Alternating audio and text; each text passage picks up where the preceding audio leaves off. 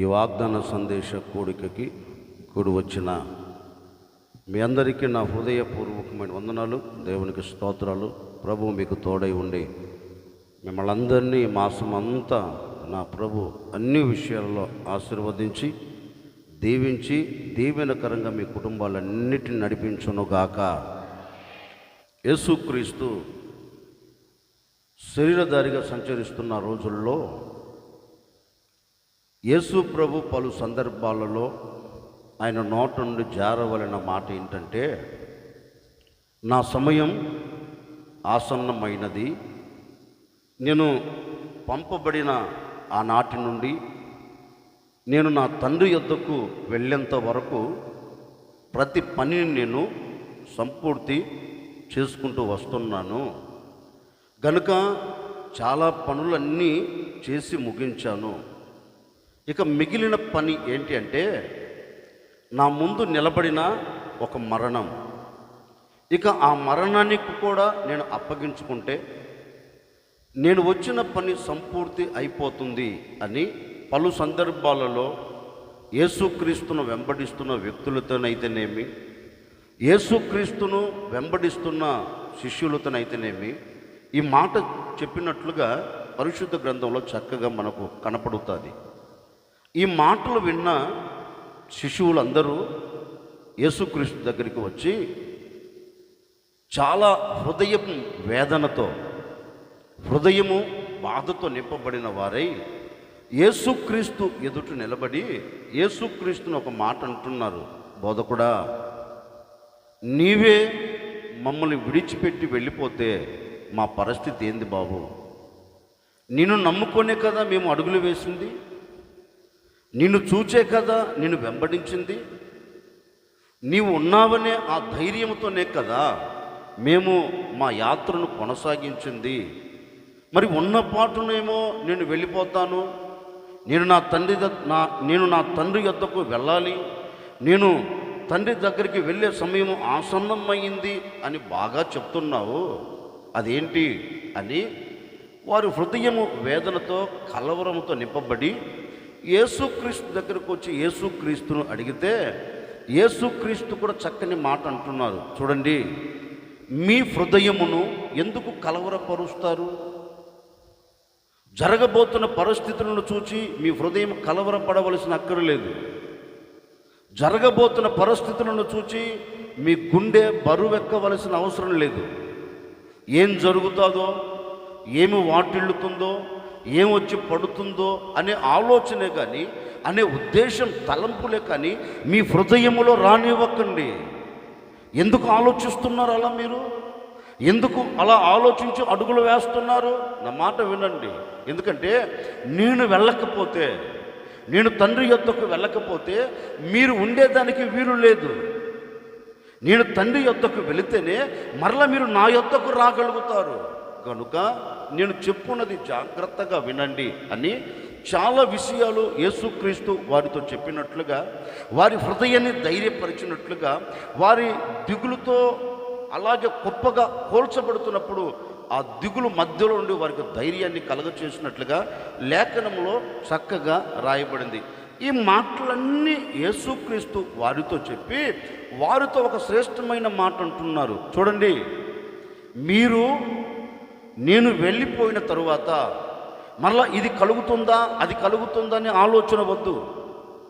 ఇది సంపాదించుకుంటానా, ఇది సమకూర్చుకుంటానా అనే దిగులు మీకు అవసరం లేదు. నేను మిమ్మల్ని విడిచి నా తండ్రి యొద్దకు వెళ్ళిన తర్వాత మీరు నా నామమున ఏమి అడిగినా నా సన్నిధిలోనికి వచ్చి నా పాదాలు పట్టుకొని నీకు ఏది కావాలో, మీకు ఏమి అవసరమో, మీ అవసరాల నిమిత్తం నా సన్నిధిలోనికి వచ్చి నా నామము పేరిట మీరు ఏమి అడిగినా తప్పక నేను దానిని చేస్తాను. మీరు ఏది అడిగినా మీకు ఇవ్వక నేను మానను.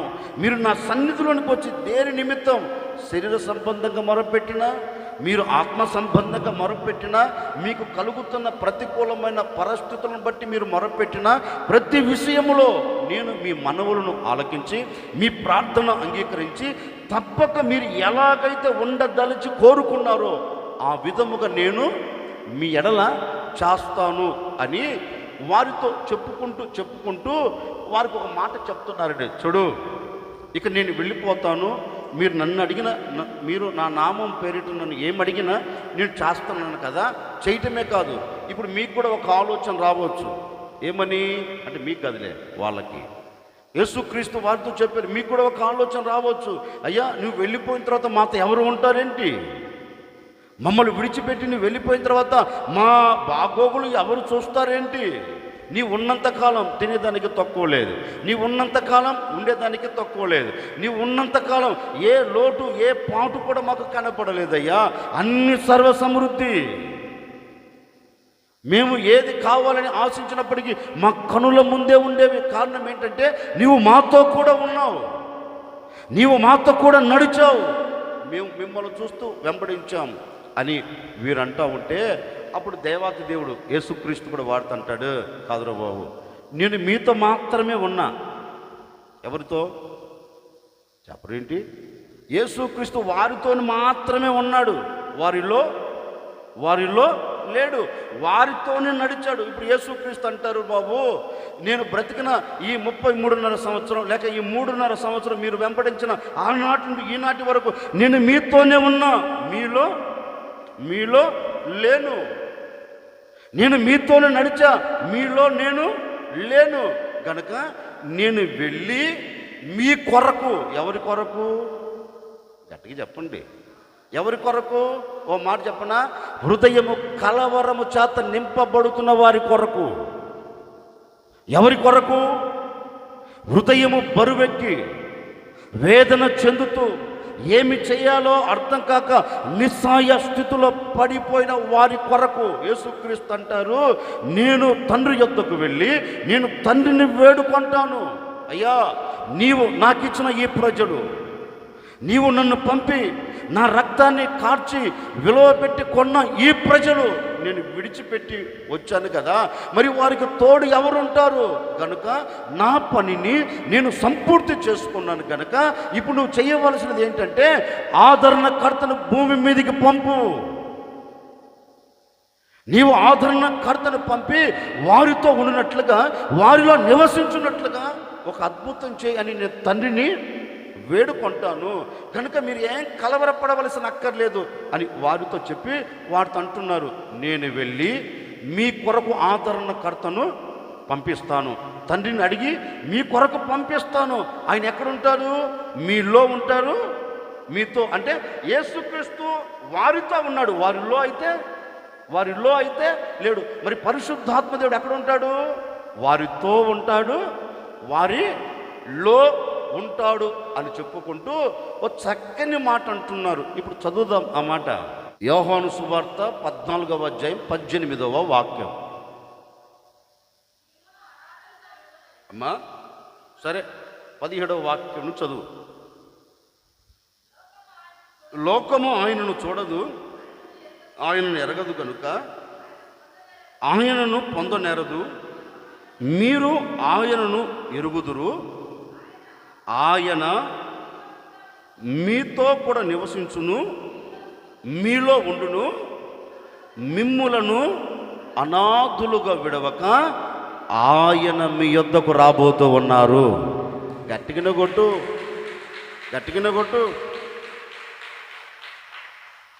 యేసుక్రీస్తు కలవరము చెందుతున్న ప్రజలను చూచి ఒక శ్రేష్టమైన మాట చెప్తున్నా. చూడు, నేను మిమ్మల్ని విడిచిపెట్టాను అనే ఆలోచన మీకు అవసరం లేదు బాబు. అందరూ మమ్మల్ని విడిచిపెట్టేశారు, మేము అనాథులుగా మిగిలిపోయామని కలవరపడవలసిన అక్కర్లేదు.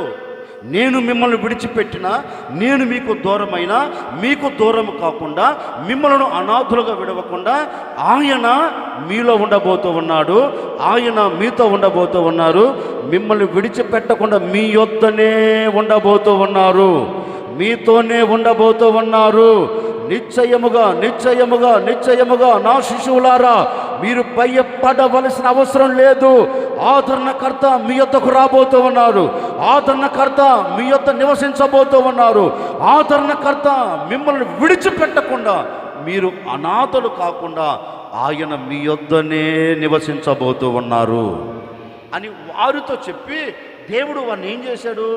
ధైర్యపరిచారు. ఏమని ధైర్యపరిచారంటే, మిమ్ములను అనాథులుగా నేను విడవకుండా నేనేం చేయబోతున్నాను? మీ యొద్దకు ఏం చేయబోతున్నాడు ఆయన? మనల్ని అనాథులుగా విడవకుండా ఆయన మన యొద్దకి వస్తాను అని కొన్ని వేల సంవత్సరాల కింద వారితో చెప్పాడు. ఈ రాత్రి ఈ ఆగస్టు ఈ 1వ తేదీ ఈ రాత్రి మనందరితో చెప్తున్నారు. ఒకవేళ యేసుక్రీస్తును వెంబడించిన శిష్యులు కలవరపడినట్లుగా, యేసుక్రీస్తును వెంబడించిన శిష్యులు అలజడి చెందినట్లుగా గడిచిన 7 మాసాలు ఏ అలజడితో నింపబడిపోయావో, ఏ కలవరాల మధ్యలో మీరు నిలిచిపోయారో, ఏ కలవరాలు చెందుతూ కన్నీరు కారుస్తూ వచ్చారో, పరిస్థితులు విభిన్నంగా మలచబడి పరిస్థితులు విభిన్నంగా మారి ఒకవేళ నీ హృదయాన్ని తొలిచి పనవేశాయేమో, నీ హృదయాన్ని కృంగదీస్తూ వచ్చాయేమో, అవి ఏవైనా కావచ్చు. హృదయం కలవరపడుతున్న సందర్భాలలో మనసులో నెమ్మది లేక, నిజమే కదా? ఇప్పుడు మన హృదయంలో ఒక కలవరం చోటు చేసుకుంది అనుకోండి, మన హృదయంలో ఒక వేదన కానీ ఒక బాధ కానీ చోటు చేసుకుంది అనుకోండి, ఇక నెమ్మదిగా ఉంటామా? ఇక నెమ్మదిగా బ్రతుకుతామా? సంతోషకరంగా అడుగులు వేయగలుగుతామా? సమాధానకరంగా నిలబడగలుగుతామా? నిలబడలేము. ఎందుకంటే హృదయములో కలవరం కలిగినందువలన జీవితంలో నెమ్మది కోల్పోయాం. జీవితంలో నెమ్మది కోల్పోయినందువలన కుటుంబం అంతా అలజడి. కుటుంబ యజమానికి కానీ నెమ్మది లేదనుకో, ఒకవేళ హృదయం కలవరం చేత నింపబడింది అనుకో, ఆ ఇల్లు సమాధానకరంగా ఉండదండి. ఆ ఇల్లు ఆనందకరంగా బ్రతకదు. ఆ ఇల్లు సంతోషానికి నాంది పలకలేదు. ఎందుకంటే హృదయం ఏమైంది? కలవరం చెందినందువలన కుటుంబాలలో గుడారాల్లో ప్రశాంతత కరువైపోతుంది. ఓ సేవకుడిగా చెప్తున్నాను, ఒకవేళ అలాంటి పరిస్థితుల మధ్యలో గడిచిన మాసాలు నడిపించబడుతూ వచ్చావేమో, ఒకవేళ అలాంటి పరిస్థితులను చూచుచూ వేదన చెందుతూ కన్నీరు కారుస్తూ వచ్చావేమో, మీ పరిస్థితిని అంతటిని చూచిన దేవాతి దేవుడు, మీ స్థితిగతులన్నింటినీ ఎరిగిన దేవాతి దేవుడు ఈ ఆగస్ట్ ఈ 1వ తేదీ ఈ రాత్రి మీ అందరితో చెప్తున్నారు, కలవరపడవలసిన అక్కరలేదు, కన్నీరు కార్చవలసిన అక్కర్లేదు. నేను మిమ్మలను అనాథులుగా విడవకుండా మీ కలవరాన్ని కొట్టివేయటకు నేను మీ యొద్దకు రాబోతూ ఉన్నాను. నేను మీ యొద్ద అడుగు పెట్టబోతూ ఉన్నాను. ఈ రాత్రి నుండి నా ప్రభు నీ యొద్ద అడుగు పెట్టబోతూ ఉన్నాడు. ప్రతి కలవరమును నా దేవుడు తీసివేయబోతూ ఉన్నాడు. నీ కలవరాలకు ముగింపు కలగబోతూ ఉంది. నీ వేదనకు ముగింపు కలగబోతూ ఉంది. కలవరాన్ని కొట్టి వేస్తాను అని చెప్పిన దేవుడు చెయ్యక మానడు. ఈ రాత్రి తప్పక నీ కలవరమును కొట్టివేసి మీ గుడారాల నా దేవుడు ప్రశాంతతను కలుగ చేయబోతూ ఉన్నాడు. ఆయన మీ కలవరమును కొట్టివేయుటకు ఆయన ఈ మాసంలో మిమ్మల్ని విడిచిపెట్టకుండా మీ యొద్దనే నివాసము చేయబోతూ ఉన్నాడు. మీ యొద్దనే నిలిచి ఉండబోతూ ఉన్నాడు. ఆయన మీ యొద్ద నిలిచి మీ ప్రతికూలమైన పరిస్థితులన్నిటినీ నా ప్రభు ఈ మాసంలో తీసివేయునుగాక. గట్టిగా చెబుదాం.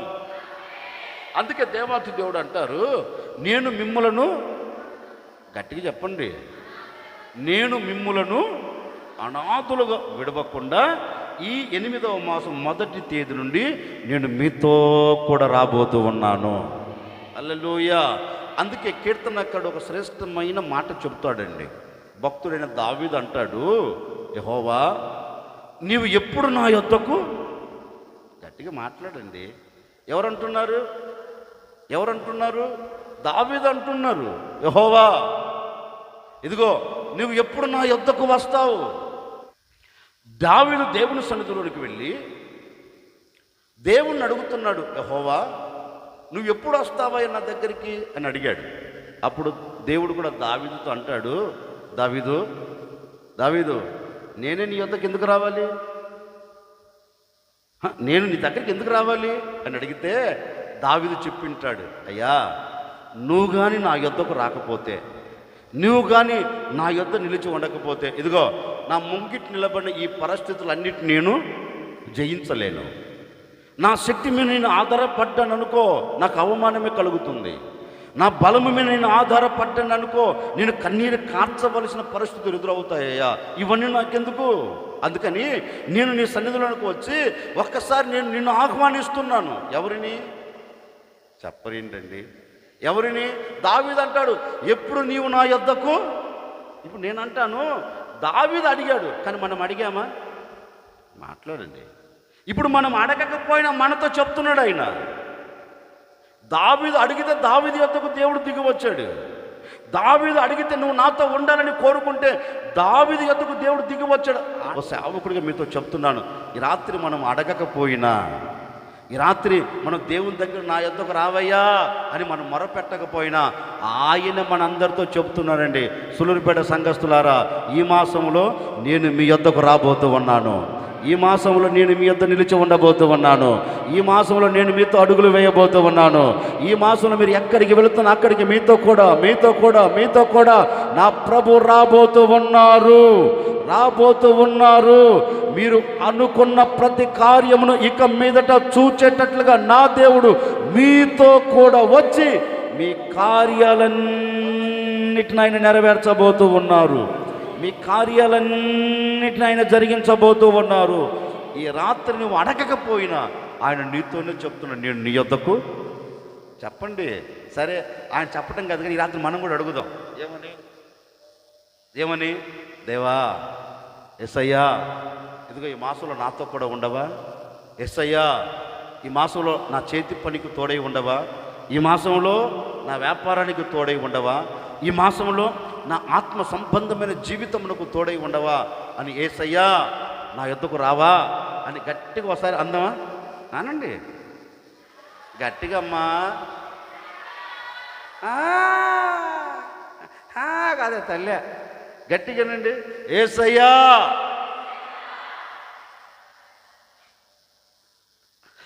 ఏం మౌనమైపోయారేంటి? యేసయ్యా, నేను చెప్తాను ఏమండి.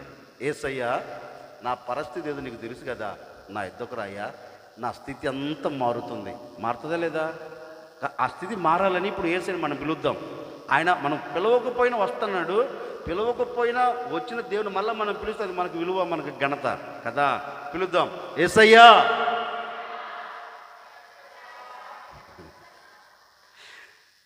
వద్దులే, మీరు ఏమేమి మాట్లాడుతున్నారో ఏమేమి తిట్టుకుంటారో నాకు అర్థం కావట్లేదు. వద్దులే, అందరు కలిసి నాతో చెప్పండి చాలు.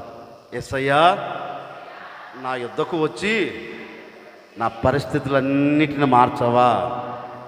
ఈ మొదటి తేదీ నుండి అలాంటి కార్యం మీ ఎడల చేయునుగాక. ఒకసారి ఓ రాజుగారు దేశంలో పుట్టినరోజు ఘనంగా జరుపుకుంటున్నాడు.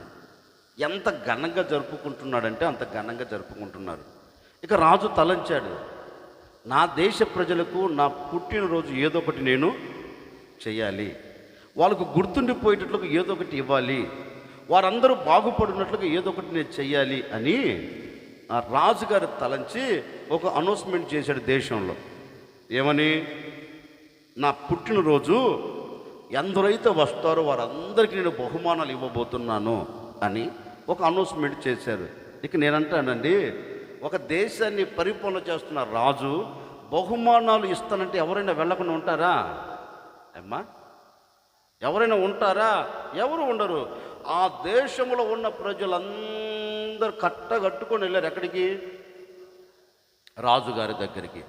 అందరు వెళ్ళారు. బాగానే ఉందండి. వచ్చిన వాళ్ళందరికీ అడుగుతూ ఉన్నారు రాజు, నా వలన నీకేం కావాలి కోరుకో, నేను నీకు ఏం చేయాలో ఆశపడు, నువ్వు ఈరోజు ఏది అడిగినా నేను అది చేసి పెడతా, నువ్వు ఏం అడిగినా నేను ఇచ్చేస్తాను అన్నాడు.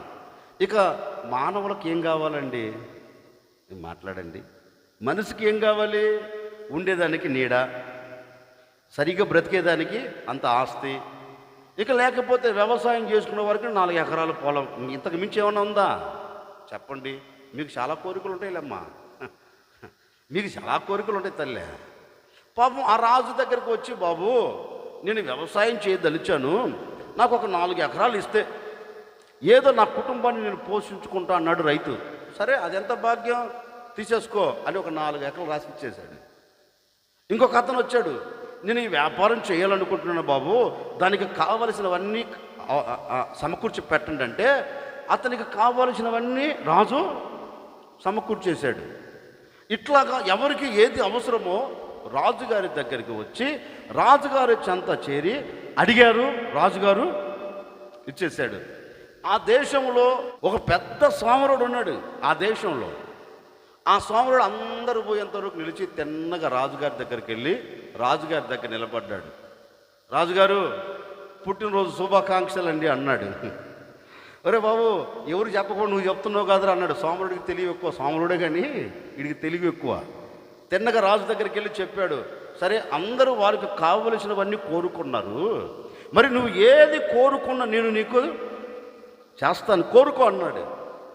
అతను ఏం మాట్లాడకుండా, ఏమండి మాట తప్పరు కదా, మాట ఒరే మాట తప్పకుండా కదా ఈ ప్రజలందరికీ చేసింది నేను అంటే, ఈ సోమరుడు అంటాడు, వాళ్ళు అడిగింది వేరు, నేను అడగబోయేది వేరండి. మళ్ళీ అప్పుడు నాకు కుదరదు, చేత కదంటే బాగోదు కదా, అందుకే మాట తీసుకుంటున్నాను. తప్పక చేస్తావా? ఒరే నేను రాజును. ఏ రాజుని? ఈ దేశానికి రాజును. ఒక్కసారి నేను మాట ఇచ్చంటే మాట తప్పేవాడని కాదరా, మాటను మార్చుకునేవాడని కాదరా. నీవు ఏది కోరుకున్నా తప్పక నేను దాన్ని చేసే తీరుతా అన్నాడు. ఇక ఏం ఆలోచించకుండా ఈ పెద్ద సోమరుడు అన్నాడు, ఏం లేదండి బాబోయ్, ఒక్కసారి నువ్వు మా ఇంటికి వస్తే చాలన్నాడు. నువ్వు మా ఇంటికి వస్తే చాలన్నాడు. రాజు కంగు తిన్నాడు.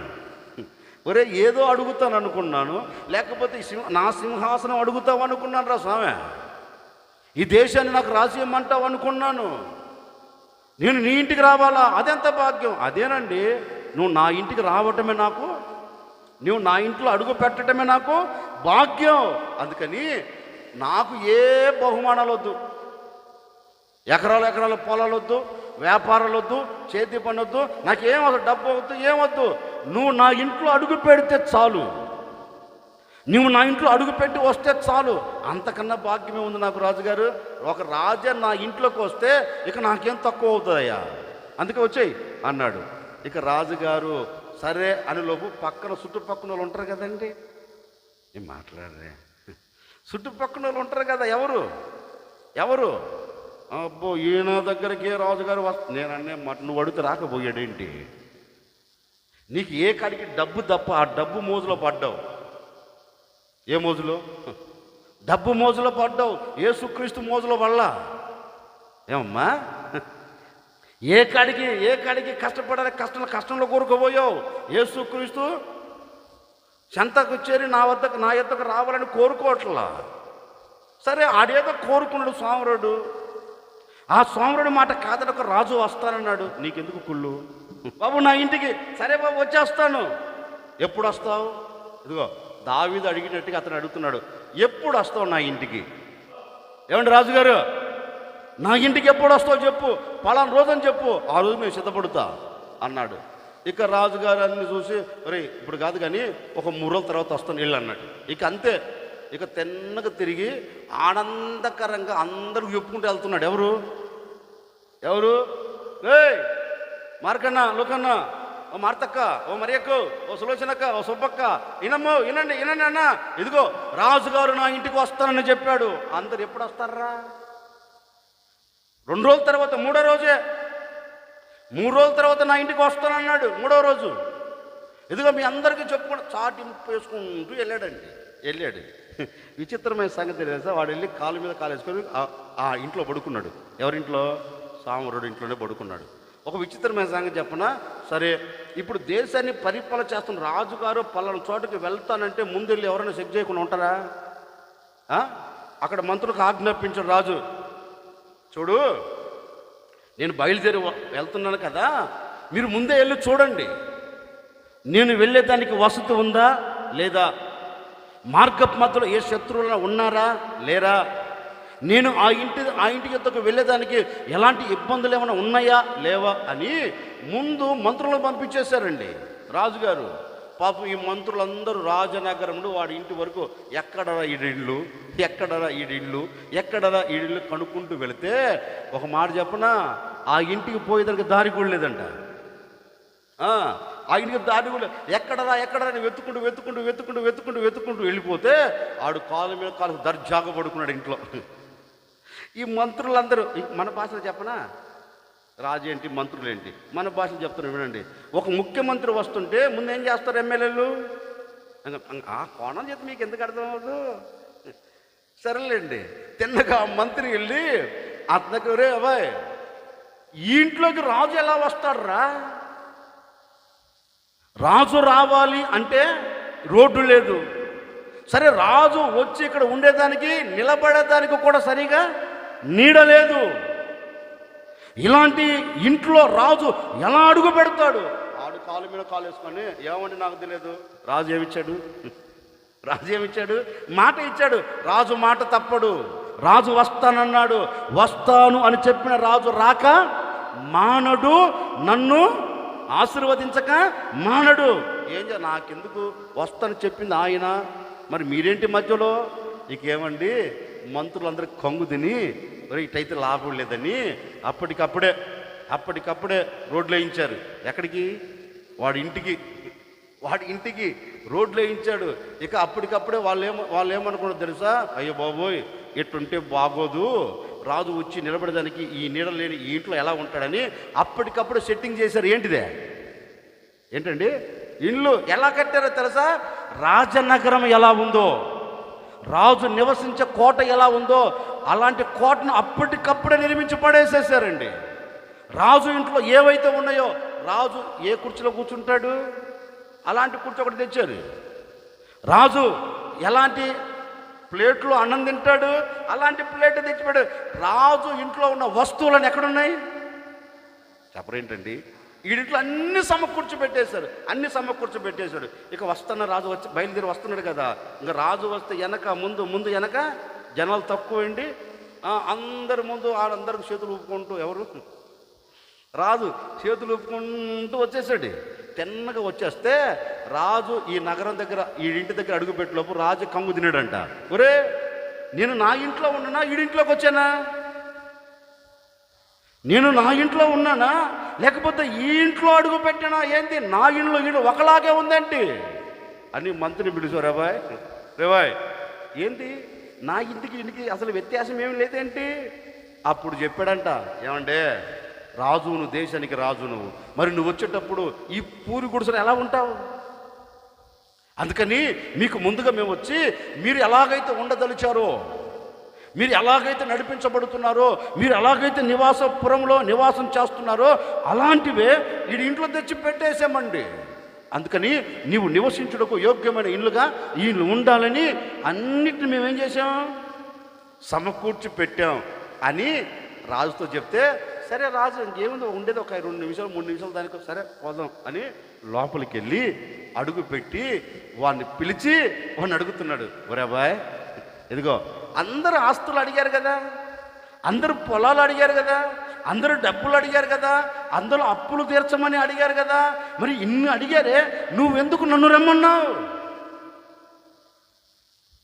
నీ ఇంటికి నువ్వు నన్ను ఎందుకు ఆహ్వానించావు?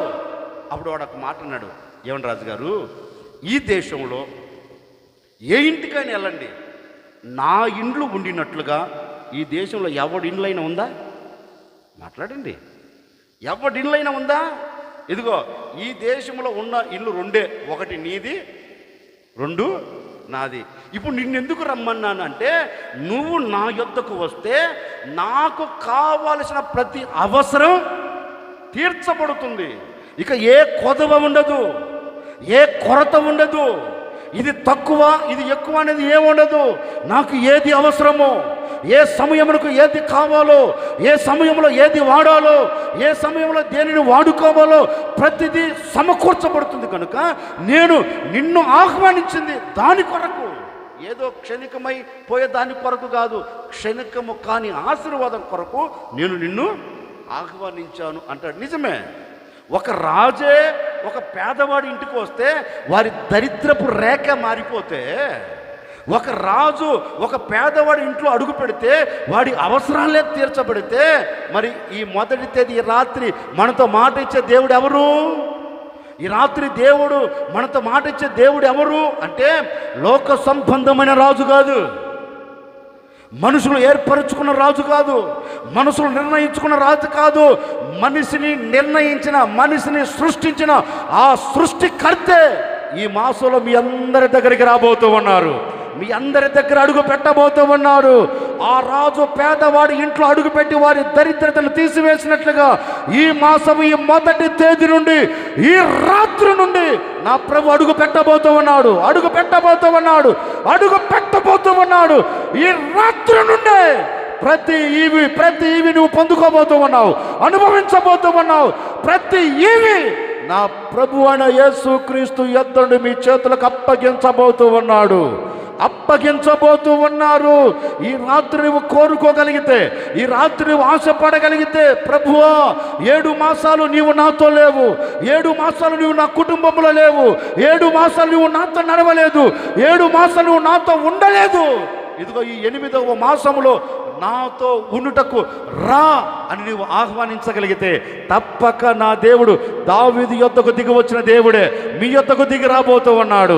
దావీదు చరిత్రను మార్చిన దేవుడే మీ చరిత్రను మార్చివేయబోతూ ఉన్నాడు. ఆయన మీ స్థితిగతులను మార్చి మీకు కావలసిన ప్రతి ఈవులన్నీ ఈ మాసంలో నా దేవుడు మీ చేతులకు అప్పగించబోతూ ఉన్నారు. అవి అన్నీ జరగాలి అంటే ఈ రాత్రి మనసు విప్పి, అయ్యా వస్తాను అన్నావు కదా, మాట ఇచ్చావు కదా, ఇదిగో ఈ మొదటి తేదీ నుండి నాతో కూడా రా అని ఈ రాత్రి నువ్వు కోరుకుంటానండి. నా ప్రభు అయిన యేసుక్రీస్తు ఈ రాత్రి నుండి మీతో కూడా రాబోతూ ఉన్నారు. గట్టిగా చెప్పకపోయారా? ఎవరితో రాబోతున్నాడు? ఎవరితో? నాతో. ఎవరితో? గట్టిగా చెప్పండి. ఎవరు? ఎందుకు అడగాలి అంటే నీ హృదయంలో చాలా కలవరాలు ఉన్నాయి. ఎవరి హృదయంలో? నీ హృదయంలో చాలా కలవరాలు. ఇప్పుడు ఈ కలవరాలన్నీ పోవాలంటే ఎవరు రావాలి? కట్టుకున్న భర్త ఉన్న పోవు, కడుపున పుట్టిన కన్నబిడ్డలు ఉన్నా పోవు, ఎంతమంది పాస్టర్ వచ్చి 4 మాటలు చెప్పినా పోవు. మరి ఎవరు వస్తే పోతాయి? అది బంధువులు వచ్చినా పోవు, ఇంకా ఎక్కువ అవుతాయి. ఒక మాట చెప్తానండి, నరములాడుతున్న ఏ నరుడు నీ యొద్దకు వచ్చిన సమస్యలు ఎక్కువే కానీ తగ్గిపోవు. ఎవరు రావాలి? అడగండి. 7 మాసాలు అనుభవించావు కదా, ఏంటిది? కలవరాలు. హృదయం నిండా కలవరం పెట్టుకున్నావు, కలవరపడ్డావు, కన్నీరు కార్చావు, వేదన చెందుతూ వచ్చావు 7 మాసాలు. ఎందుకని? ఆయన నీతో లేడు. ఎందుకని? ఆయన నీతో అడుగులు వేయలేదు, ఆయనను నీవు పిలవలేదు కనుక ఆయన రాలా. ఈ రాత్రి పిలవండి. అయ్యా నా యొద్దకు వస్తానన్నావు కదా, నన్ను విడిచిపెట్టనన్నావు కదా. లోకం విడిచిపెట్టింది, మనుషులు విడిచిపెట్టారు, నా అనుకున్న వారు విడిచిపెట్టారు. నీవు నన్ను విడిచిపెట్టే దేవుడవు కాదు కదా, నువ్వు నాకు దూరమయ్యే దేవుడవు కాదు కదా. కనుక నేను నిన్ను మనసారా ఆహ్వానిస్తున్నానయ్యా, నా హృదయంలో అడుగుపెట్టి నా హృదయంలో నిలిచి నాతో కూడా నడువయ్యా అని ఈ రాత్రి మీరు పిలవగలిగితే తప్పక నా ప్రభువుడ యేసుక్రీస్తు మీ అందరితో రాబోతూ ఉన్నారు. గట్టిగా చెప్పు. వచ్చిన ఆయన మీ కలవరాలన్నీ తీసివేయబోతూ ఉన్నారు. ఈ మాసంలో మిమ్ములను ఏ ఒక్కరిని విడిచిపెట్టకుండా ఆయన మీతోనే ఉండబోతూ ఉన్నారు. ఆయన మీతో ఉండి మీ అవసరాలన్నీ ఏం చేస్తాడు? ఆయన తీరుస్తాడు. ఒక సేవకుడు మనసారా కోరుకొని మనస్ఫూర్తిగా మిమ్మల్ని ఆశీర్వదిస్తున్నానండి. ఈ మాసంలో మిమ్మల్ని ఏ ఒక్కరిని అనాథులుగా విడిచిపెట్టకుండా నా ప్రభువైన యేసుక్రీస్తు మీతో కూడా వచ్చి మీ కలవరాలన్నీ తీసివేయునుగాక. క్లుప్తంగా 1 లేక 2 మాటలు చెప్పి నేను ముగిస్తాను, జాగ్రత్తగా వినండి. మిమ్మల్ని అనాథులుగా విడువను, మీ యొద్దకు వస్తాను అన్నాడు. మరి ఆయన ఎప్పుడు మన యొద్దకు వస్తాడు? మన యొద్దకు వచ్చిన దేవుడు ఏం చేస్తాడు? చదవండి. నిర్గమాకాండం 20వ అధ్యాయం 24వ వాక్యం. నిర్గమాకాండం 20వ అధ్యాయం 24వ వాక్యం. మట్టి బలిపీఠమును నా కొరకు చేసి దాని మీద నీ దహన బలులను, నీ సమాధానపు బలులను, నీ గొర్రెలను, నీ ఎద్దులను అర్పించాలి. ఎప్పుడైతే ఈ బలిపీఠమును కట్టి ఇవన్నీ అర్పిస్తావో, నేను నా నామమును జ్ఞాపకార్థముగా ఉంచు. అదిగో ప్రతి స్థలములోనూ నేను నీ యొద్దకు వచ్చి తప్పక నేను నిన్ను ఆశీర్వదించబోతూ ఉన్నాను. గట్టిగా కొట్టు, చిన్నగెందుకు. ఇంకా తలెత్తినాను చూడండి, క్లుప్తంగా చెప్పి ముందుకెళ్తాను. దేవాతి దేవుడు తన ప్రజలైన ఇశ్రాయేలీయులతో ఒక శ్రేష్టమైన మాట చెప్తున్నాడు. లేకపోతే ఒక్కరి గురించి అనుకుందాం, ఎవరికి వారు మాట్లాడుకుందాం, ఎవరికి వారు తలంచుదాం. లేకపోతే సమాజంగా కూడా గనక అందరి వైపు మనం మాట్లాడుకుందాం. దేవుని పేరు పెట్టబడిన ప్రజలందరినీ దేవాతి దేవుడు చూచి వారితో ఒక మాట అంటున్నాడు. చూడండి, మీరందరూ ఏం చెయ్యాలి అంటే మట్టి బలిపీఠమును కట్టాలి. మట్టి బలిపీఠం అంటే ఎవరు చెప్పండి? మనమే. మట్టితో చేయబడ్డాం మనం. దేనితో చేయబడ్డాం? దేనితో చేయబడ్డాం? మనమే ఒక బలిపీఠముగా మారాలి. దేవుడు ఆ ప్రజలందరినీ ఉద్దేశించి ఉద్దేశపూర్వకంగా చెప్తున్నారు. చూడు, నా కొరకు మీరు బలులు అర్పించడానికి ముందు మీరు ఏం చేయాలి అంటే ఒక మట్టి బలిపీఠమును కట్టాలి. ఇప్పుడు కట్టబడిన ఆ బలిపీఠం మీద ఏమర్పించాలి చెప్పరేంటండి? బలులు. ఏ బలులు? ఏ బలులు అంటే నీవు ఒకరితో ఒకరు సమాధానపడినట్టు ఒక సమాధానపు బలి అర్పించాలి. 2 గొర్రెలు అంటే నీ కష్టార్జితం, నువ్వు పడుతున్న ప్రయాసలోనిది ఏం చేయాలి? బలిపీఠం మీదకి తీసుకొని రావాలి. 3 ఎడ్లు అంటే నీకు కలిగిన బలం, నీ శక్తి మీద నువ్వు ఆధారపడకూడదు, నీ బలము మీద నువ్వు ఆధారపడకూడదు. నీ బలము మీద నువ్వు ఆధారపడకుండా ఆ బలాన్ని తీసుకొచ్చి ఎక్కడ పెట్టాలి చెప్పండి? బలిపీఠం మీద పెట్టాలి. బలిపీఠం మీద పెట్టి నాదంటూ ఏమీ లేదయ్యా, నాకంటూ ఏమీ లేదు, ఇదిగో ఉన్నవన్నీ నీకు అర్పిస్తూ ఉన్నాను, ఉన్నవన్నీ ఈ బలిపీఠం మీద పెడుతూ ఉన్నాను, నేను నిస్సాయుడను అని నిన్ను నీవు తగ్గించుకొని నీవు విధేయత కలిగిన వాడవై, విధేయత కలిగిన దానవై ఎప్పుడైతే దేవుని సన్నిధిలోనికి నువ్వు రాగలుగుతావో, వాక్యం అంటుంది, అప్పుడు నా నామమున జ్ఞాపకార్థముగా ఉంచిన ప్రతి స్థలములోనికి ఎప్పుడు వస్తాడు ఆయన? ఎప్పుడు వస్తాడు? మనం కూడా చాలా సందర్భాలలో ప్రభువా నా తోడు నీవుంటే అంతే చాలయ్యా అని పాట చాలా బాగా పాడుతాం కదా. మాట్లాడండి, ప్రభువా నా తోడు ఉండయ్యా, నా తోడు ఉండయ్యా, నా తోడు ఉండ. నేనంటాను, ఆయన సన్నిధిలోనికి వచ్చి విధేయత కలిగి నిన్ను నువ్వు తగ్గించుకొని మట్టి బలిపీఠం కడితేనే కదా ఆయన నీతో ఉండేది. ఈ వాక్యానికి అర్థం అదే. దేవుడు అంటున్నాడు, చూడు, నువ్వు అడుగు పెడుతున్న ప్రతి చోటికి నేను రావాలి అంటే, నీవు నిలిచి ఉన్న ప్రతి స్థలంలో నేను నిలబడి ఉండాలి అంటే, నీవు ఎక్కడికి వెళుతున్నా, ఏది ప్రారంభిస్తున్నా, ఏది చెయ్యాలని పూనుకొనినా ఆ స్థలములో ఆ పనిలో నేను నీతో ఉండాలి అంటే ఇప్పుడు నువ్వు ఏం చెయ్యాలంటే ఒక మట్టి బలిపీఠమును కట్టి తీరాలి. ఆ మట్టి బలిపీఠం కట్టలేదనుకో, యేసుక్రీస్తు నీతో వచ్చేదానికి కూడా ఇష్టపడడు. పేరుకు ఉన్నాడు అంటాడు, కానీ యేసుప్రభు అంటాడు, ఏది జీవించుచున్నావన్న పేరు మాత్రమే ఉంది కానీ ప్రయోజనం లేదు నాన్న. మందిరానికి వస్తున్నా వెళుతున్నావు అనే పేరు మాత్రమే ఉంది కానీ నేను నీలో లేను, నేను నీతో లేను, నేను నీతో అడుగులు వేయట్లేదు. ఎందుకంటే నిన్ను నీవు తగ్గించుకొని మట్టి బలిపీఠం కట్టేదానికి ఇష్టపడాలా? ఆ కట్టబడిన ఆ బలిపీఠం మీదకి వచ్చి అర్పించేదానికి అర్పణ నీకు ఇష్టం లేదు. అర్పణ అర్పించకపోతే, బలిపీఠం కట్టకపోతే ఆయన మీతో రాడట. నువ్వు వెళుతున్న ప్రతి చోట అపజీవం చూస్తావు. నువ్వు వేసిన ప్రతి చోట నీ అడుగు ఎక్కడ పడుతుంది? కోతులు ఉన్నాయి. నీ అడుగు గోతులో పడేదానికి కారణం ఏంటి?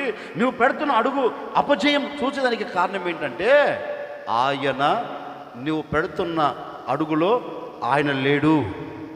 నువ్వు వెళుతున్న ప్రతి చోటికి ఆయన రాలేదు గనుక ఏ దీవెన నీవు పొందలేవు. అందుకని ఈ రాత్రి మనం ఏం చేయాలంటే, యేసుక్రీస్తు మనతో రావాలి అంటే, యేసుక్రీస్తు మనతో ఉండి మనకు కలిగిన ప్రతి ఆశీర్వాదం మనం కనులారా చూడాలి అంటే, మనకు కలుగుతున్న ఆటుపలు తప్పించబడాలంటే, ఈ రాత్రి నేనైనా మీరైనా ఎవరైనా ఏం చేయాలంటే, మనము తగ్గించుకొని విధేయత కలిగి ఎప్పుడైతే దేవుని లోబడి బ్రతుకుతామో, వాక్యం ఉంటుంది, ఆ వ్యక్తితో నేను అడుగులు వేస్తా, ఆ వ్యక్తిని నేను వెంబడిస్తా, ఆ వ్యక్తితో నేను నిలిచి ఉంటా. నేను అడుగులు వేసినా, నేను నిలిచి ఉన్నా, ఆ వ్యక్తితో ఉన్నా, ఆ వ్యక్తికి ఎలాంటి ఇబ్బందులు కలగవని వారితో చెప్పాడు. చూడు, ఓ ఇశ్రాయేలు వారులారా, నాయకుడైన మోసే చాలా జాగ్రత్తగా వినండి. మీరు వెళుతున్నారు ఈ అరణ్య మార్గములో, మీరు వెళుతున్నారే ఈ అరణ్య మార్గములో పాలు తేనెలు ప్రవహించే దేశములు అడుగు పెట్టాలని మీరు అందరూ కలిసి కట్టుకొని ఐగుప్తు దేశం బయలుదేరి వెళుతున్నారు కదా. ఈ మార్గం అంతట్లో నేను మీతో కూడా రావాలి అంటే, ఈ మార్గం అంతటా నేను మీకు జయం ఇవ్వాలి అంటే, ఈ మార్గం అంతటా మీ అవసరాలు నేను తీర్చాలి అంటే, ఈ మార్గం అంతటా మీరు కాపాడబడాలి అంటే, ఇప్పుడు మీరు ఏం చేయాలంటే, మట్టి బలిపీఠమును కట్టి తీరాలి. మట్టి బలిపీఠమును కట్టి బలి అర్పణ అర్పిస్తే తప్పక నేను ఎవరితో ఉండబోతున్నాను చెప్పరేంటండి? అట్లాగే ఏదైతే దేవుడు చెప్పారో వారు చేశారు కనుక దేవుడు వారితో నడిచాడు, వారితో నిలిచాడు. గమ్యం ఓ మాట చెప్పనా, మట్టి బలిపీఠమును కట్టని ఏ ఒక్కరూ వాగ్దాన దేశంలో చేరలా. అంటే విధేయత చూపెట్టని ఏ వ్యక్తి కూడా, లోబడని ఏ వ్యక్తి కూడా వాగ్దాన దేశంలో చేరినట్లుగా చరిత్రలు రాయలా. అరణ్యములో ఆకులు రాలిపోయినట్లుగా రాలిపోయారని వాక్యం చెప్తుంది. ఎందుకని?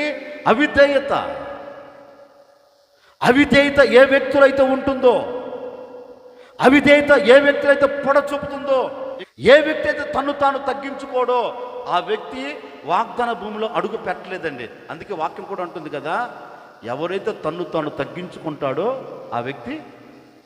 ఇవన్నీ తెలుసు, కానీ మనం తగ్గడమే కొంచెం కష్టం కదా. అన్నీ తెలుసు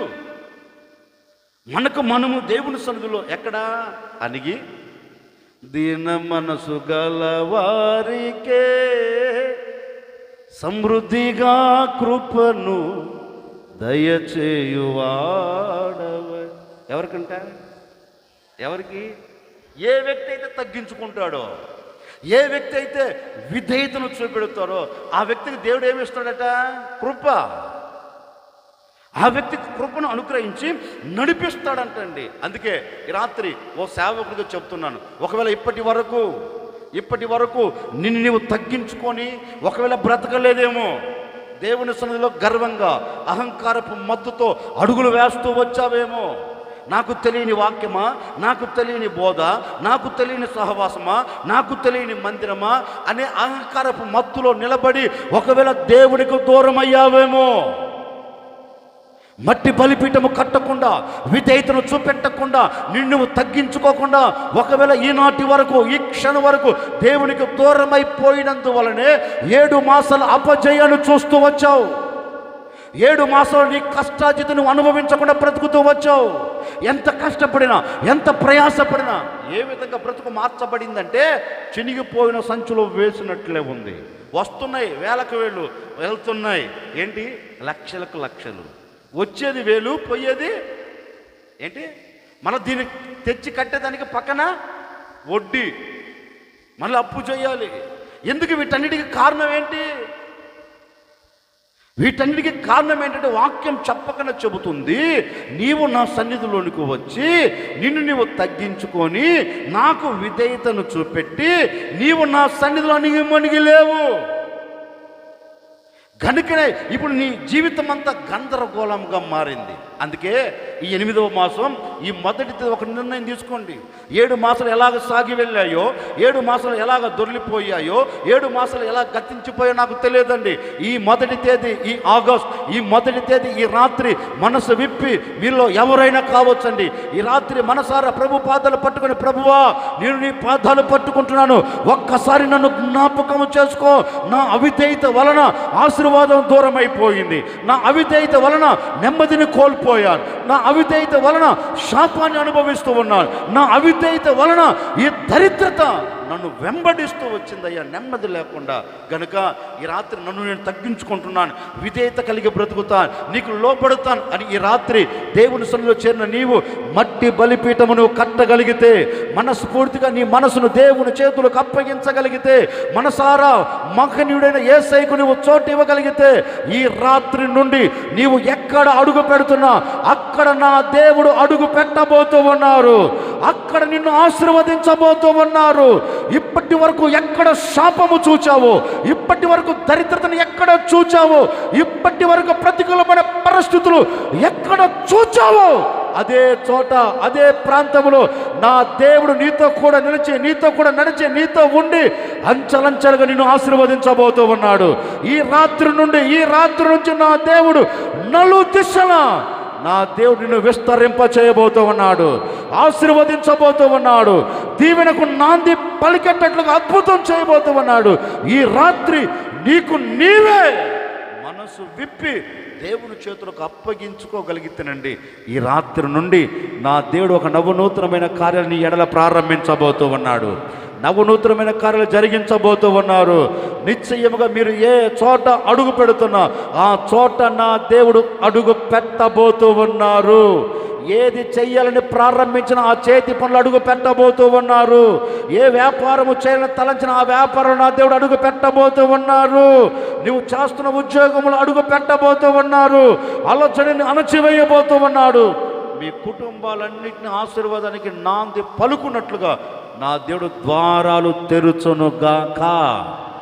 ఈ మాసములో దేవుడు నీతో కూడా రావాలి అంటే, నీవు పెడుతున్న అడుగులో నా దేవుడు అడుగు వేయాలి అంటే, నువ్వు అడుగు పెడుతున్న ప్రతి చోట ఒక దీవెన నువ్వు చూడాలి అంటే, ఈ రాత్రి నువ్వు చేయవలసింది ఒక్కటేనండి. ఏంటి? మట్టి చెప్పండి అంటే నిన్ను నీవు తగ్గించుకొని, నీవు విధేయతను చూపెట్టి ప్రభువు వైపు చూచి, ప్రభువా నా యొద్దకు రావా అంటే, నీ తగ్గింపును చూసి ఏం చేస్తాడు? ఎవడైనా ఒకడు గర్వంగా మాట్లాడుతున్నాడు అనుకో, ఆ ఇంటికి నువ్వు వెళ్ళేదానికి ఇష్టపడతావా? మాట్లాడండి.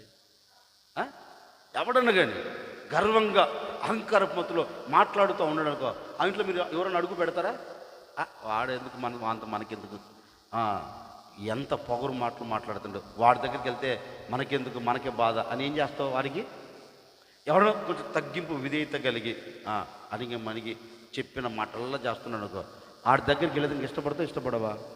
ఏంటండి, ఇప్పుడు మనమే ఒక వ్యక్తి అహంకారం ఉంటే ఆ వ్యక్తి దగ్గరికి వెళ్ళేదానికి ఇష్టపడమే.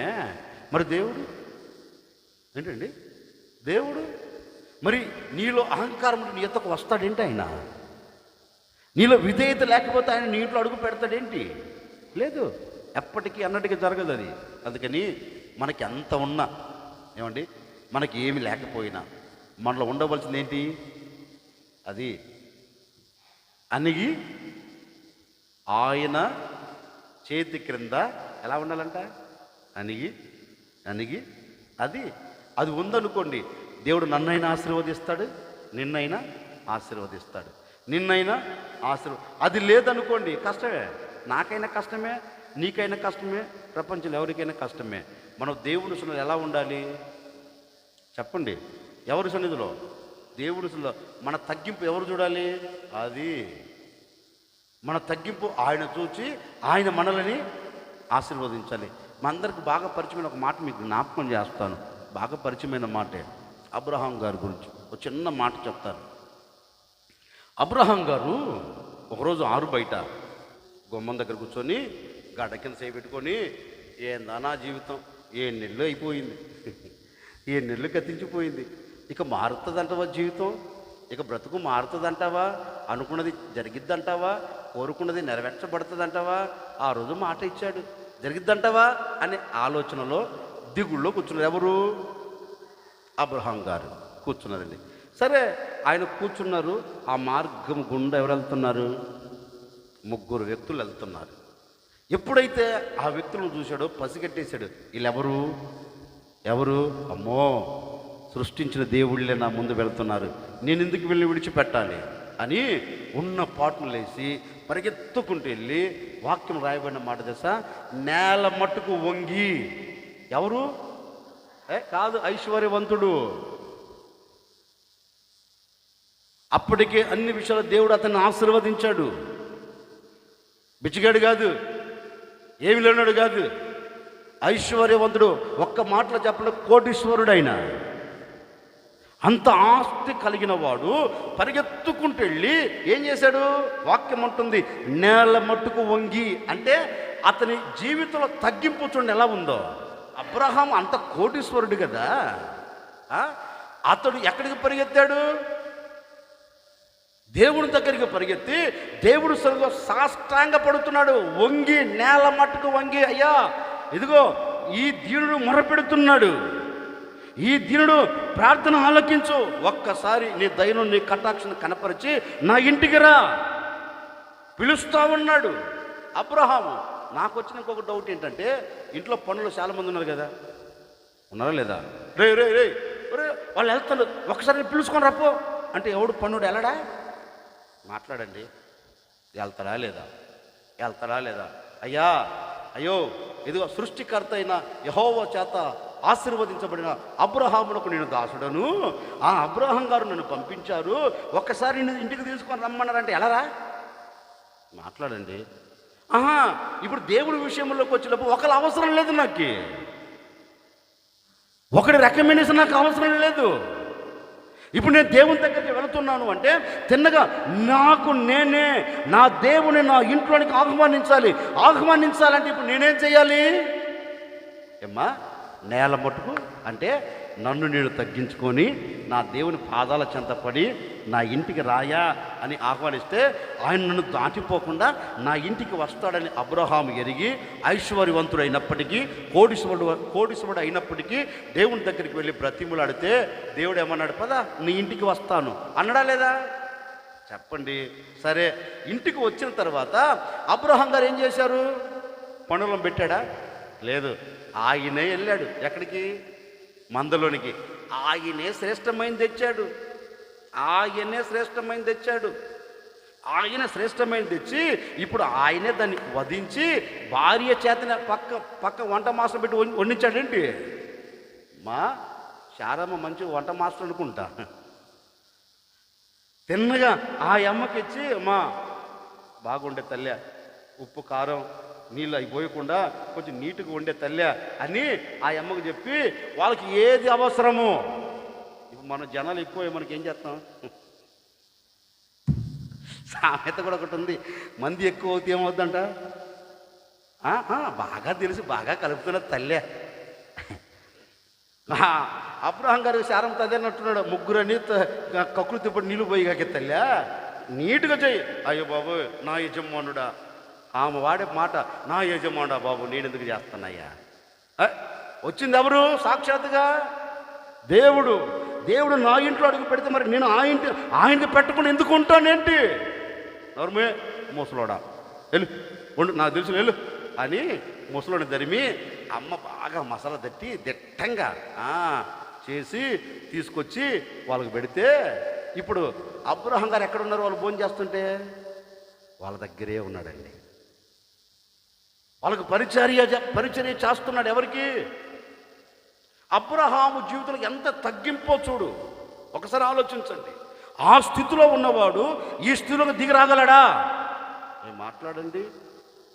ఆ స్థితిలో ఉన్నాడు కదా, అంతటి ఐశ్వర్యం కలిగిన ఆ స్థితిలో ఉన్న వ్యక్తి ఈ క్రింది స్థితిలోకి దిగవచ్చి ఇప్పుడు అంటారు, బాబు కడుపు నిండా తినండి అయ్యా, కష్టపడ్డాను.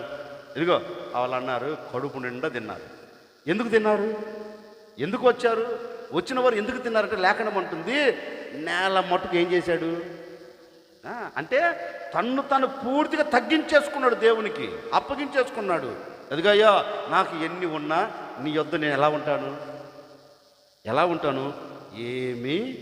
ఏమీ లేని వాడను బాబు. ఇదిగో నీ దగ్గర పడి ఉంటాను, నీ కాళ్ళ దగ్గర పడి ఉంటానయ్యా. ఈ ఆస్తి అంతా ఎవరిచ్చారు? నీవిచ్చిందే కదా. ఈ ఘనత ఎవరిచ్చారు? నీవిచ్చిందే కదా. ఈ దీవెన ఎవరిచ్చారు? నీవిచ్చిందే కదా. ఈ పేరు ఎవరిచ్చారు? నీవిచ్చిందే కదా. మరి నీవిచ్చిందని బట్టి నేనెందుకు మురిసిపోవాలయ్యా? అదిగో నాకేమవుతుంది, నువ్వు ఉంటే చాలు.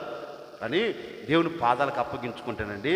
ఇప్పుడు బైబిల్లో మనం చదివితే చక్కని మాట కనపడుతుంది. వాళ్ళు అంటారు, ఇదిగో అబ్రహాం, నీ హృదయములో ఏ కోరిక కలిగి ఉన్నావో, అబ్రహాం నీ హృదయంలో ఏ ఉద్దేశం కలిగి వేదన చెందుతున్నావో కనుక నేను చెప్తున్నాను విను, నీ హృదయములో ఉన్న కలవరం ఇక మీదట ఉండదు. ఎందుకంటే మేము నీ గుడారములో అడుగు పెట్టాం కనుక తప్పక నిశ్చయముగా నీ కోరికలన్నిటిని నేను తీర్చబోతూ ఉన్నాను.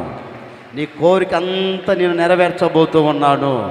ఇప్పటి వరకు తీరదనుకున్నావు కదా ఈ ఆశ, ఇప్పటి వరకు నెరవేర్చబడదనుకున్నావు కదా నీ మనసులో ఉన్న ఈ అభిలాష, ఇప్పటి వరకు మాట ఇచ్చాడు, ఇక ఈ మాట ఏమి జరుగుతుందో ఏమి జరగదో అనే ఆలోచనలో పడిపోయావు కదా.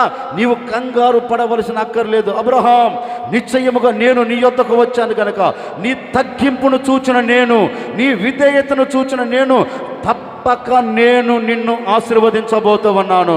ఆకాశ నక్షత్రాల వలెను, భూమి మీద ఉన్న ఇసుక రేణువుల వలెను నీ సంతతి నేను విస్తరింపచేయబోతూ ఉన్నాను. నీ సంతతి నేను ఆశీర్వదించబోతూ ఉన్నాను. ఈ ఆశీర్వాదాన్ని ఎవడు కాదనలేడు. అలాంటి దీవెన నేను నీ చేతులకు అప్పగిస్తున్నానని అబ్రహామును ఆశీర్వదించి తిరిగి వెళ్ళాడండి. లేఖనంలో చదివితే ఏ ఆశ అయితే కలిగి బ్రతికాడో దేవుడు ఆ ఆశను తీర్చాడా లేదా? చెప్పండి గట్టిగా. నెరవేర్చాడు. అప్పటి వరకు ఇంచుమించుగా 25 సంవత్సరాలు వేచి చూచాడు. ఇంకేం జరిగిద్ది, ఇది జరగదులే. 25 సంవత్సరాలు అదే మాట. ఇప్పుడు ఆ మాటకి ఏం చేశాడు దేవుడు? ముగింపు ఎందుకు కలగ చేశాడు? 25 సంవత్సరాల నుంచి అణిగి ఏదో ఒక రోజు మనసులో వచ్చినా ఏదో ఒక రోజు చేస్తారులే, మాట ఇచ్చాడుగా. మనసులో బాధ ఉన్నా ఏదో మాట ఇచ్చిన తర్వాత నెరవేర్చకుండా పోతాడా అనే ఆలోచనలతో తను తగ్గించుకొని బ్రతుకుతున్నందువలన దేవుడు అతని యొద్దకు వచ్చి అతను ఏం చేశాడు? ఈ రాత్రి, ఈ మొదటి తేదీ రాత్రి ఒక సేవకుడు నేను కూడా కోరుకుంటున్నానండి. 7 మాసాలు ఏ విషయంలో నిరాశ పడుతూ వచ్చావో, 7 మాసాలు ఏ పరిస్థితులను బట్టి అలాగే కృంగిపోతూ వచ్చావో, ఇక జరగదు, ఇక చూడను, ఇక నెరవేర్చబడదు, ఈ వ్యాపారం కట్టబడదు, ఈ కుటుంబం కట్టబడదు, ఈ జీవితం కట్టబడదు, ఈ బ్రతుకు కట్టబడదు, నా బ్రతుకు ఇంతే, ఇక నేను ఇలాగనే కనులు ముయ్యాలా అనే ఆలోచనతో 7 మాసాలు నువ్వు సాగి వెళుతున్నావేమో నాకు తెలియదండి. నిశ్చయముగా ఈ మాసంలో నా ప్రభు మీ అందరితో చెప్తున్నారు, ఆయన అబ్రహాము యొద్దకు వెళ్ళినట్లుగా ఈ రాత్రి నీ తగ్గింపును చూచి నా దేవుడు మీ గుడారులో అడుగు పెట్టబోతూ ఉన్నారు. 7 మాసాలు తీరని నీ కోరికను నా దేవుడు తీర్చివేయబోతూ ఉన్నాడు. నీ ఆశను నెరవేర్చబోతూ ఉన్నారు. తప్పక మీరు దానిని చూడబోతూ ఉన్నారు. తప్పక దాన్ని అనుభవించబోతూ ఉన్నారు. నా ప్రభు మాట ఇస్తూ ఉన్నాడు. ఈ రాత్రి నా ప్రభు మీ అందరితో మాట ఇస్తూ ఉన్నారు. 7 మాసాలు తీరని ప్రతి ఆశను నా ప్రభువే తీర్చబోతూ ఉన్నాడు, నెరవేర్చబోతూ ఉన్నారు. ఇక జరగబోతూ ఉంది. మీరు దానిని చూడబోతూ ఉన్నారు. ఆయన చేయు ప్రతి కార్యమును మీరు చూచి, మీరు అనుభవించి నా ప్రభువుకు ఈ మాసంలో సాక్షిగా నిలిచి ఉండబోతూ ఉన్నారు. నీ కోరిక తీర్చబడాలి అంటే ఈ రాత్రి నువ్వు చేయవలసింది ఒక్కటే. ఏం చేయాలి? నిన్ను నీవు తగ్గించుకొని, నిన్ను నీవు విధేయత కలిగి ఈ రాత్రి యేసయ్య దగ్గరికి నువ్వు రాగలిగితే ఆయన నువ్వు అడుగు పెడుతున్న ప్రతి స్థలంలో ఆయన అడుగు పెట్టబోతూ ఉన్నాడు. ఏ వ్యక్తి తగ్గించుకుని అడుగులు వేస్తాడో, తగ్గింపు కలిగిన వ్యక్తితోనే మాత్రమే ఆయన వస్తాడు, అందరి దగ్గరకు రాడు. ఆ తగ్గింపు ఇప్పుడు నీలో, నాలో, మనలో ఉంటే పక్క ఆయన మనందరితో వచ్చి మనలందరినీ ఆశీర్వదించును గాక, మన కోరికలన్నిటిని తీర్చును గాక. ఆయన ఎప్పుడు మన యొద్దకు వస్తాడు. వచ్చిన వాడు ఏం చేస్తాడంటే, మనం తగ్గించుకున్నప్పుడు ఆయన మన యొద్దకు వస్తాడు. ఇప్పుడు వచ్చిన ఆయన ఏం చేస్తాడంటే మనం ఎక్కడ అడుగు పెడుతున్నా అక్కడ మనల్ని ఆశీర్వదిస్తాడు. రెండవ మాట, హోషేయ ప్రవచన గ్రంథం 6వ అధ్యాయం 3వ వాక్యం. యెహోవాను గూర్చున్న జ్ఞానమును సంపాదించుకొందుము రండి,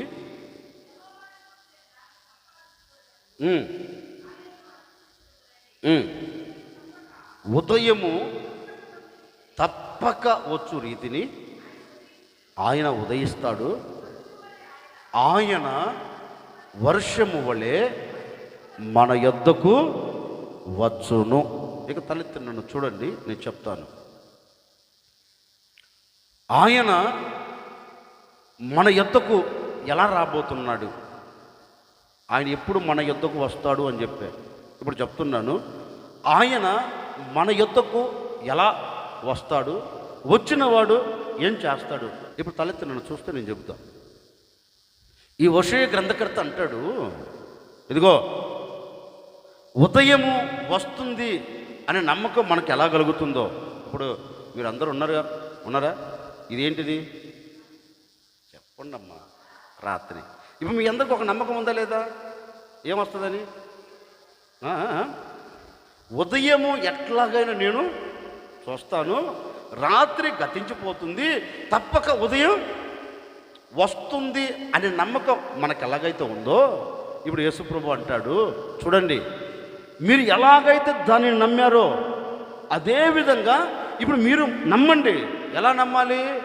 నా దేవుడు నా యొద్దకు వర్షము వలె రాబోతూ ఉన్నాడు, ఆయన వర్షము వలె నాకు ప్రత్యక్షం కాబోతూ ఉన్నాడు.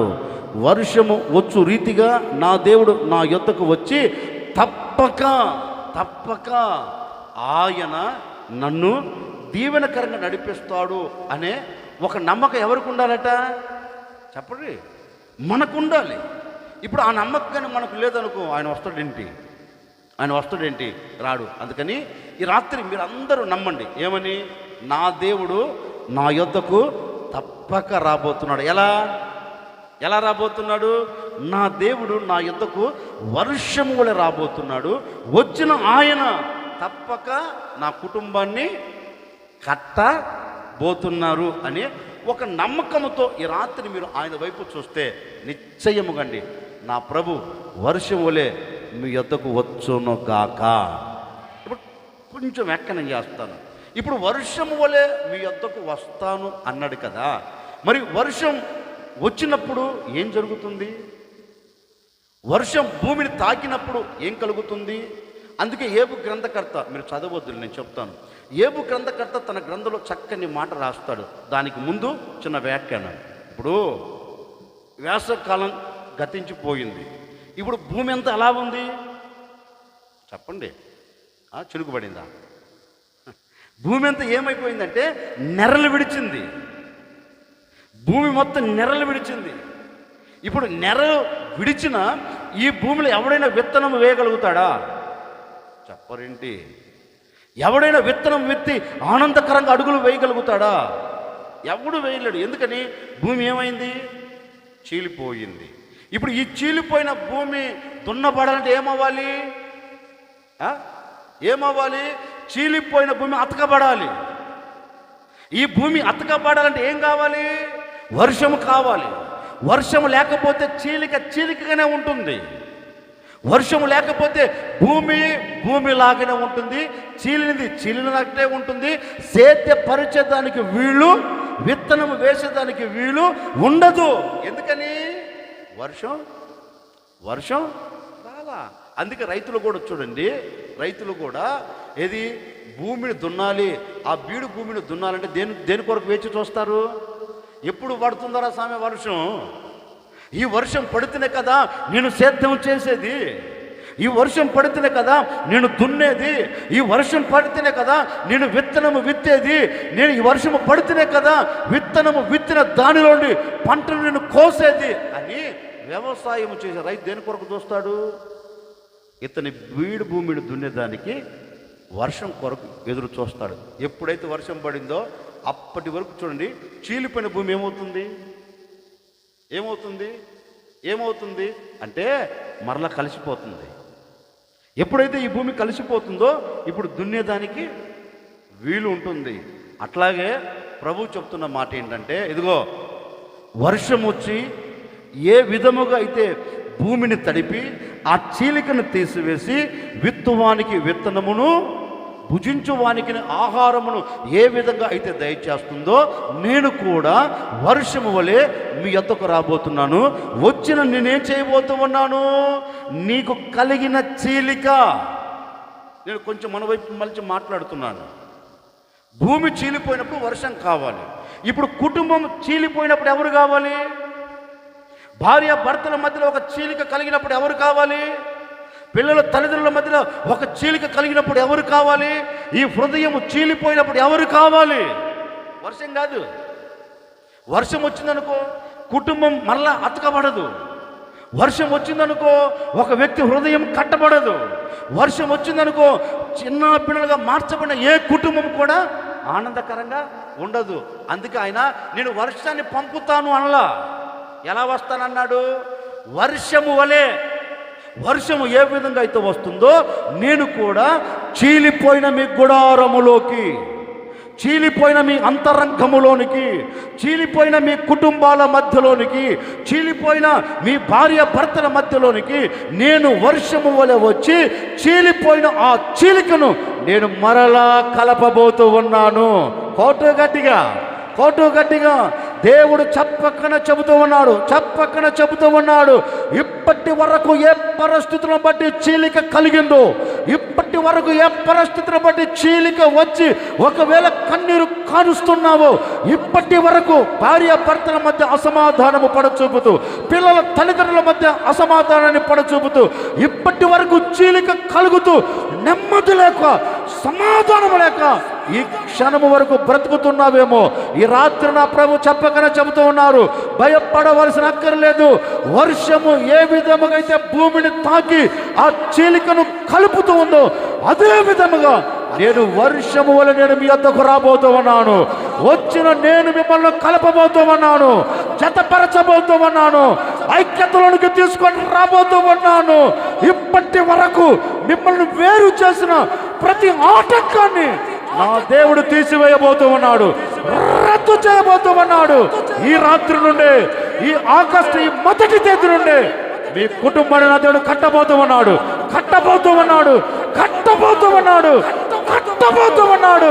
ఈ రాత్రి నుంచి ఐక్యత నీ గుడారంలో నిలిచి ఉండబోతుంది. వస్తాను అని చెప్పిన దేవుడు రాకమానడు.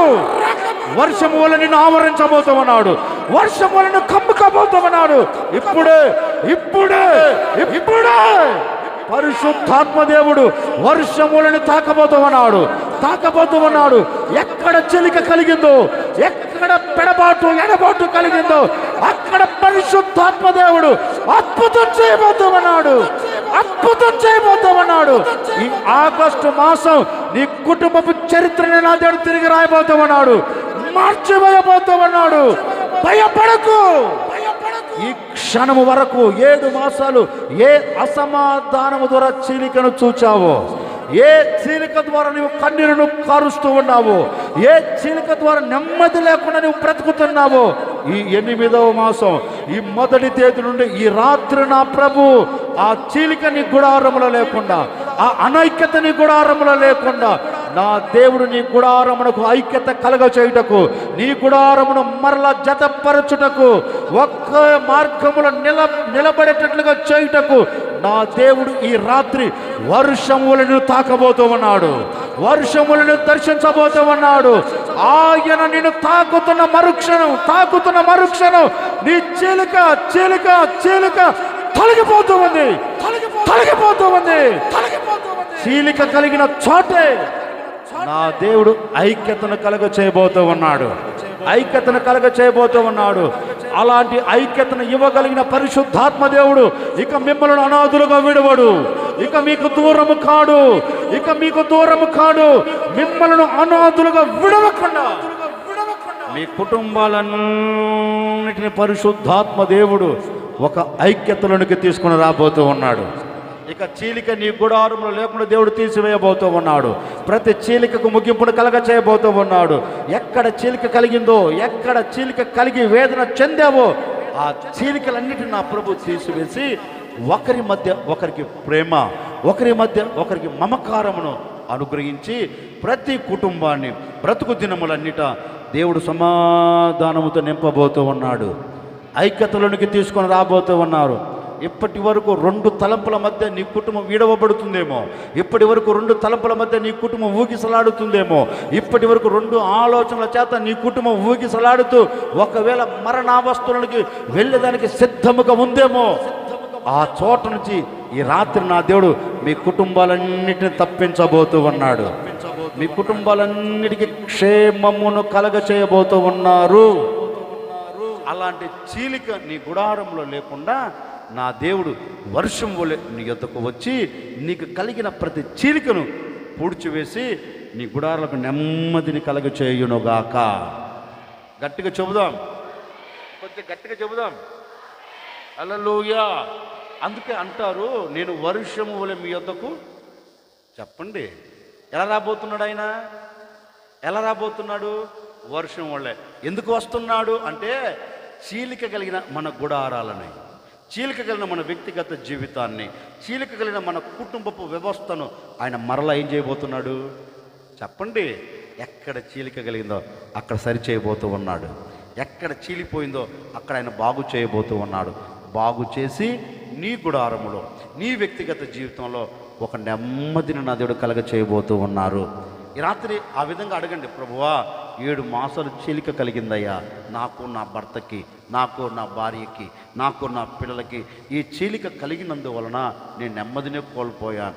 ఈ చీలిక కలిగినందువలన నేను వేదన చెందుతున్నాను. ఎప్పుడు బాగుపడతామా, ఎప్పుడు మరలా కట్టబడుతుందా, ఎప్పుడు మరలా మా కుటుంబం సరి చేయబడుతుందా అనే ఆలోచనలతో అలాగే కన్నీరు కారుస్తున్నామయ్యా. ఇదిగో ఈ రాత్రి 8వ మాసం ఈ మొదటి తేదీ నుంచి నా కుటుంబం కట్టబడినట్లుగా, నా కుటుంబం సమాధానం నిలబడినట్లుగా, నేను ఆనందాన్ని చూస్తున్నట్లుగా ఈ రాత్రి నీ దృష్టి నా మీద పెట్టు అని రాత్రి ప్రభువుని అడగగలిగితేనండి, నిశ్చయంగా ఈ 1వ తేదీ నుండి నా దేవుడు మీ కుటుంబాలన్నిటిని కట్టి ముగించబోతూ ఉన్నాడు. మీ కుటుంబాలన్నిటిని మళ్ళీ ఐక్యతలోకి తీసుకొని రాబోతూ ఉన్నారు. చల్లా చెదురైపోయిన మీ గుడారాలన్నీ నా ప్రభు ఏం చేయబోతున్నారు? చెప్పండి, చెప్పండి. నేను అనే మాట అండి, ఈ చీలిక కలిగినందువల్లనే గుండె గాయపరచబడింది. మాట్లాడండి ఏంటి? అందుకే కీర్తనకాడు అంటాడు, గుండె చెదిరిన వాడిని ఏం చేస్తాడు ఆయన? ఎందుకు చెదిరిపోయింది ఏంటండి? బాగు చేయండి, ప్రక్కన పెట్టండి. గుండె ఎందుకు చెదిరిపోయింది అంటే ఆయన మనతో లేకపోయినందువల్ల ఇప్పుడు ఏం కలిగింది కుటుంబాలలో? ఏం కలిగింది? అందుకే పౌలు అంటారు, ఆత్మ కలిగించు ఐక్యత. అంటే ఎవరు ఆ గుడారంలో, ఆ వ్యక్తిగత జీవితంలో ఆత్మలు. ఏ ఆత్మ? దేవుని ఆత్మ లేకపోయినందువలన సమాధానం లేదు. సమాధానం లేకపోయినది ఇప్పుడు ఏమైంది? చీలిక. ఎడముఖం ఏంటి? పెడముఖం. ఎడముఖం పెడముఖం. ఎందుకే చీలిక? ఈ చీలిక కలిగిన వల్ల ఎడముఖం పెడముఖం అయిపోయింది. అందుకే రాత్రి మళ్ళీ ఒక సేవకు నిండు మనసుని కోరుకొని మనందరిని ఆశీర్వదిస్తున్నానండి. ఈ రాత్రి గుడారం నీ కుటుంబం ఎక్కడ చీలిపోయిందో, నీ గుండెకు తగిలిన గాయం నువ్వు బట్టి కావచ్చు. చీలిపోయిందా? భయపడవలసిన అక్కర్లేదు. ఈ రాత్రి ప్రభు వస్తానన్నాడు. ఎలా వర్షం వల్ల ఎందుకు వస్తానన్నాడు? ఎందుకు వస్తానన్నాడు అంటే ఇదిగో మనకు కలిగింది చీలిక మన హృదయానికి. అంటే దేవునికి నీకు దేవునికి, నీకు కుటుంబానికి నీకు భర్తకు నీకు పిల్లలకు నీకు ఇప్పుడు చీలిక కలిగినందువలన దేవుడు అంటారు, నీ చీలికను చూచి నేను విడిచిపెట్టకుండా మరలా చీలిపోయిన నీ కుటుంబాన్ని ఆయన కట్టునుగాక. చీలిపోయిన వ్యక్తిగత జీవితం ఆయన కట్టునుగాక.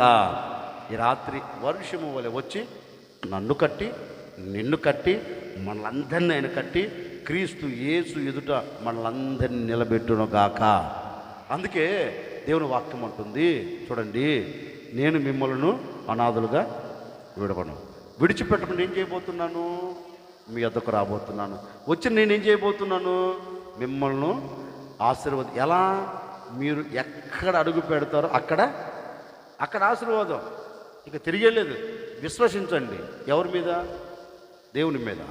నేను పెట్టిన ప్రతి చోట జయాన్ని చూడాలి, ఆశీర్వాదం అడగండి. మీరు అడుగు పెడితే మీకు ముందుగా ఏం చేస్తాడు ఆయన? అయ్యో నా కుమారులు, నా కుమార్తెలు వెళుతున్నారు, నేను వాళ్ళకు ముందు వెళ్ళాలి. ఆ చోటుకు వెళ్ళి నేను అక్కడ వీరికి ఏమి ఇవ్వాలి? ఆశీర్వాదం ఇవ్వాలని ఈ మాసం 1వ తేదీ నుండే మీకు ముందుగా వెళ్ళబోతూ ఉన్నాడు. మీరు అడుగు పెట్టక దొరికే నా దేవుడు అడుగు పెట్టి మీకు కావలసిన ప్రతి ఆశీర్వాదం ఆ చోట దాచి పెట్టబోతూ ఉన్నాడు. ఆ ఆశీర్వాదం అన్నిటి మీరు అనుభవించబోతూ ఉన్నారు. కనుక ఇట్టి ఆశీర్వాదం మనకు కలగాలి అంటే ఇప్పుడు మనం ఏం చేయాలి చెప్పండి? తగ్గి ఉండాలి. ఏముండాలి? తగ్గింపు ఏ వ్యక్తులు అవుతుంటుందో ఆ వ్యక్తి దగ్గరికి దేవుడు వచ్చి ఆశీర్వదిస్తాడు. రెండవ మాట, ఎలా వస్తాడు? ఎందుకు వస్తాడు అంటే చీలిపోయిన మన గుడారాలన్నిటినీ, అంటే అసమాధానపు ఛాయలో నిలబడిన మన కుటుంబాలన్నిటినీ మళ్ళా సమాధానపరచుటకు, మళ్ళా ఐక్యతలోనికి తీసుకుని వచ్చిన మన దేవుడు ఎవరు? మన దేవుడు ఎవరు? అందుకే లేఖనం రాయబడిన మాటను తెలిసింది, కలవరం చెందుతున్న శిశువుల యొద్ద నిలబడి మీకు సమాధానము కలుగునుగాక. అంటే ఎరిగాడు దేవుడు, వారికి ఏమి లేదని ఎరిగాడు కనుక వాడితో అంటున్నాడు మీకు సమాధానము కలుగునుగాక. ఈ రాత్రి మన పరిస్థితిని చూసిన దేవత దేవుడు మనతో కూడా అదే చెప్తున్నారు. ఇదిగో చీలిపోయిందా, విడిపోయిందా, కలవక సమాధానం లేక బ్రతుకుతున్నారా?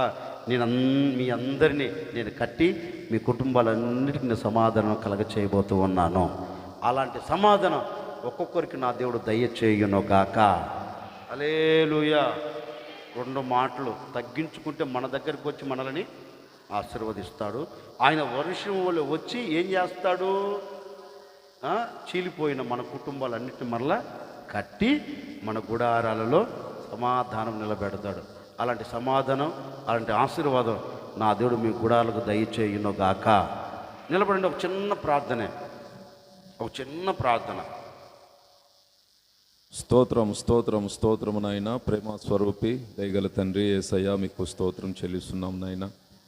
గడిచినటువంటి 7 మాసాలు మీ కృపారెక్కల నీడలో భద్రపరిచి ఈ 8వ మాసము మొదటి రోజునే తండ్రి ఈ రీతిగా మేమంతా చేరి మిమ్మల్ని స్తుతించి గణపరిచి ఆరాధించే ధన్యతను ప్రభువా మీరు మాకు అనుగ్రహించినందుకై మీకు స్తోత్రం. మీ సేవకులను మీరు నిలవబెట్టుకొని అమూల్యమైనటువంటి తండ్రి ఒక ఉన్నతమైనటువంటి ఉపదేశాన్ని మీరు మాకు అందించినందుకై మీకు స్తోత్రం చెల్లిస్తున్నాం. ఆ రోజున ప్రభువా శిష్యులు కలవరాల మధ్యలో ఉన్నప్పుడు తండ్రి వారి మధ్యలో మీరు నిలిచి మీరు కలవరపడవద్దు, నా తండ్రి దగ్గరకు నేను వెళ్ళి ఆదరణకర్తను మీకు పంపిస్తాను, ఆయన మీతో ఉంటాడు, మీలో నివసిస్తాడు, మిమ్మల్ని అనాథలుగా విడవక మీ యొద్దకు వచ్చునని తండ్రి మీరు నాయన సమాధానాన్ని పరిచి ప్రభువా మీరు అయ్యా మాట్లాడినటువంటి మాటలు బట్టి మీకు స్తోత్రం చెల్లిస్తున్నాం.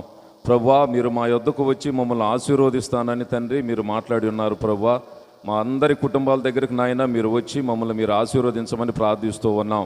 తండ్రి మేము ఆశీర్వదించబడాలంటే తగ్గింపు జీవితాన్ని కలిగి ఉండాలని ప్రభువా మీరు మాకు తెలియచేశారు. మట్టి బలిపీఠముగా మేము మారి తండ్రి నాయన బలిపీఠం మీద నాయన మేము సమాధాన బలులుగా అర్పించబడేటట్లుగా తండ్రి మమ్మల్ని మీరు మార్చమని ప్రార్థిస్తూ ఉన్నాం. అనగా తగ్గింపు జీవితాన్ని కలిగి ఉండే కృపను ప్రభువా మా అందరికి మీరు అనుగ్రహించమని ప్రార్థిస్తూ ఉన్నాం. అబ్రహాము తండ్రి నేల మట్టుకు వంగి ప్రభువా నాయన నమస్కరించినట్లుగా ఒక అబ్రహాము వలె మేము తగ్గింపు జీవితాన్ని కలిగి ఉండే కృపను మాకు అనుగ్రహించండి నాయన. మీ ఆశీర్వాదాన్ని పొందుకునే కృపను అనుగ్రహించమని ప్రార్థిస్తూ ఉన్నాం. తండ్రి వర్షము వలె మీ వద్దకు వస్తానని తండ్రి మీరు మాటిచ్చున్నారు ప్రభువా నాయన. మా జీవితాలు తండ్రి నాయన మా కుటుంబాలు నాయన చినిగిపోయినట్లుగా ఉన్నాయి తండ్రి. అలాంటి మా హృదయాల్లో నాయన మా జీవితాల్లో తండ్రి మీరు నాయన వర్షము వలె వచ్చి మమ్మల్ని తండ్రి మా కుటుంబాలను మా జీవితంలో మీరు అతికించమని ప్రార్థిస్తూ ఉన్నాం.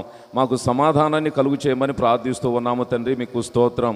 వాక్యాన్ని బోధించినటువంటి మీ దాసులను ఇంకొన్న మీరు బలపరిచి ఆశీర్వదించి నాయన అభిషేకించమని ప్రార్థిస్తూ ఉన్నాం. చక్కటి ఆరోగ్యాన్ని కృపను మీరు అనుగ్రహించమని ప్రార్థిస్తూ ఉన్నాం.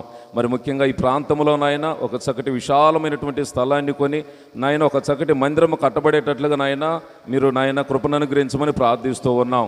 కూడి వచ్చిన నీ బిడ్డలందరినీ మీరు జ్ఞాపకం చేసుకొని తండ్రి తగ్గింపు జీవితాన్ని కలిగి ప్రభువా మీ ఆశీర్వాదాలు పొందుకునేటట్లుగా నాయన నీ బిడ్డలందరినీ మీరు ఆశీర్వదించమని ప్రార్థిస్తూ ఉన్నాం.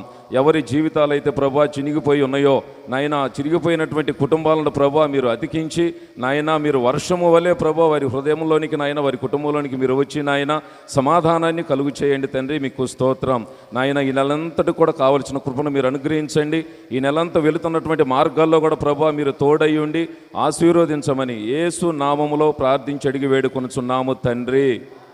ఆమేన్. తండ్రి అయిన దేవుని ప్రేమయో, కుమారుడైన యేసుక్రీస్తు కృపయు, పరిశుద్ధాత్మక అందిన సహవాసం ఇప్పుడు ఎల్లప్పుడు ఇక్కడ కూడి ఉన్న మనందరికి దేవుని కృప నిరంతరము తోడయుండి నడిపించునగాక. ఆమేన్.